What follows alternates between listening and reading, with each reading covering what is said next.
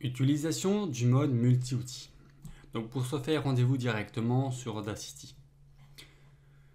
Le mode multi-outils, qu'est-ce que c'est? De toute façon, c'est le dernier mode. Mais c'est le dernier mode en fait qui comprend l'entièreté des 5 outils que nous avons vus précédemment. Donc le mode multi-outils va vous permettre de faire à la fois l'outil de sélection, à la fois l'outil de niveau, de retouche, de zoom et de glissement temporel. Un outil faisant l'ensemble des 5. Alors, la première question se pose est pourquoi alors utiliser cet outil et non les autres, ou pourquoi utiliser les autres outils et non celui-ci? Tout simplement parce que dès que j'ai établi la sélection, imaginons ici, voilà, je reviens à l'outil de sélection, vous voyez à quoi ressemble le visuel. Le visuel est là en attente d'une sélection. Si je sélectionne le mode multi-outil, le visuel est là en attente de l'action en fonction d'où se trouvera votre souris pour l'utilisation de l'ensemble des outils. Donc par exemple, je suis toujours dans le mode multi-outil, je souhaite faire une sélection, il me suffit de clic gauche, bouger, j'établis une sélection.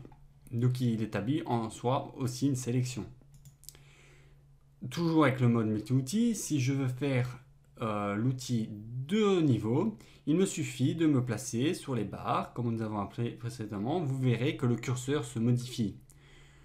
Donc le mode multi-outil va tout simplement permettre de faire toutes les sélections en fonction du visuel de votre curseur. Donc si je me mets ici, le visuel, vous voyez, il change. Le changeant vous permettant de rajouter un point de sélection comme l'outil de sélection.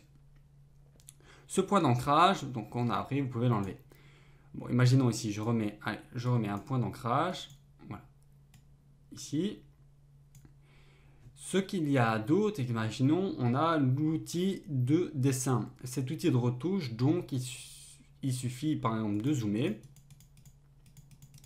Vous allez voir apparaître des points, et toujours avec l'outil mode multi-outil, vous pouvez modifier les points.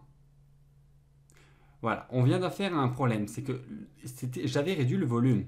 J'ai voulu sélectionner un point sans dézoomer et j'ai échoué en cliquant, j'ai ajouté un point d'ancrage. Alors ça, c'est le problème du mode multi-outil. C'est que, étant donné qu'il attend la fonction de tous les outils, vous devez avec précision à chaque fois obtenir le curseur qu'il faut. Le curseur ici, la petite flèche vers le haut et la petite flèche vers le bas, permettait d'ajouter des points d'ancrage, alors que pour modifier le long directement, il fallait le pinceau, enfin l'outil crayon. Cet outil crayon, voilà, ici je peux maintenant dessiner avec cet outil. Et si je déplace par exemple ici, je n'ai plus le droit de dessiner parce que je n'ai pas zoomé suffisamment. Du coup, ici j'arrive ici et au lieu de dessiner, il va me remonter le son. Donc vous voyez que l'outil mode multi-outil est pratique, il est composé des 5 outils primaires, mais ne risque de vous poser problème en efficacité si vous travaillez dans un mode où vous n'avez pas la possibilité d'adapter complètement votre espace de travail. Avec un espace de travail réduit, je vous conseille d'utiliser à chaque fois l'outil en fonction de ce que vous souhaitez faire. Donc je ne vais pas repasser les modes de chaque outil, mais sachez que le mode multi-outil vous permet d'établir les 5 outils de base. Donc voilà tout pour les outils. Nous allons à présent passer par un nouveau chapitre qui est des moindres, c'est l'application des effets. Donc on se retrouve dans la partie des effets.